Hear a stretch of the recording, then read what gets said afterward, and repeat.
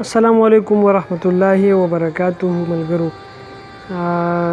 دغه یو غزل چې کوم ملګري ډېره زیاته غوښتنه کوي بار بار په هر پروګرام کې هم په هر ځای کې هم سوچ مې کوو چې په آخري ځل در سره همدلته کې شریک کړم. بیا دې دغه ملګري دغه کلامونو غوښتنه نه کوي ځکه چې انسان د بار بار ویلو باندې ستړی شي. نو دغه کلامونه دوه کلامونه داسې دي چې هغه د ملګرو ډېر زیات خوښ دي. هغه دواړه در سره شریکوم.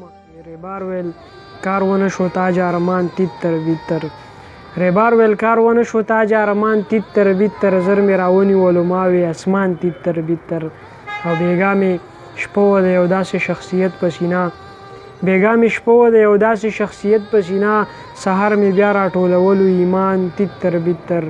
او هغې ویل زما پتلو د کیفیت څنګه و هغې ویل زما پتلو د کیفیت څنګه و. ما ورته دومره قدرې ووی قربان تیتر بیتر.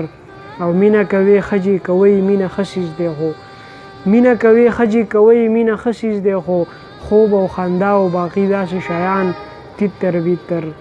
و سیزن شروع شو پېښور کې کپنونه خرڅوم سیزن شروع شو پېښور کې کپنونه خرڅوم. بخښنه غواړم بیګار نشم خان تیتر بیتر. او تاجه ارمان د دنیاګۍ په ایرس ساری ګامه تاج ارمان د دنیاګۍ په ایرس ساری ګامه. د آخرت دپاره ساز او سامان تیتر بیتر. یو دغه بل کلام و چې اخوا شه او دې خوا شه. نو دغه هم ملګرو سره شریک کړم چې کومه سپاره کې وایي اخوا شه او دې خوا شه کومه سپاره کې وایي اخوا شه او دې خوا شه کومه عقیده کې وایي اخوا شه او دې خوا شه. او ما ورله د غره ګټې په دې ولو راوړي دي ما ورله د غره ګټې په دې ولو راوړي دي. نن په میکده کې وایي اخوا شه او دې خوا شه. او دا سړی لږو پوښتی بلنه چا ورکړې ده دا سړی لږو پوښتی بلنه چا ورکړې ده. دا چې په واده کې وایي اخوا شه او دې خوا شه.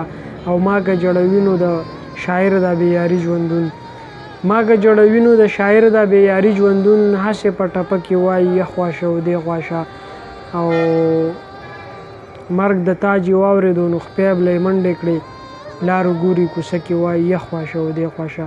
ډېره مننه هر چېرته چې خوشحاله اوسئ آباد اوسئ د لوی الله په امان.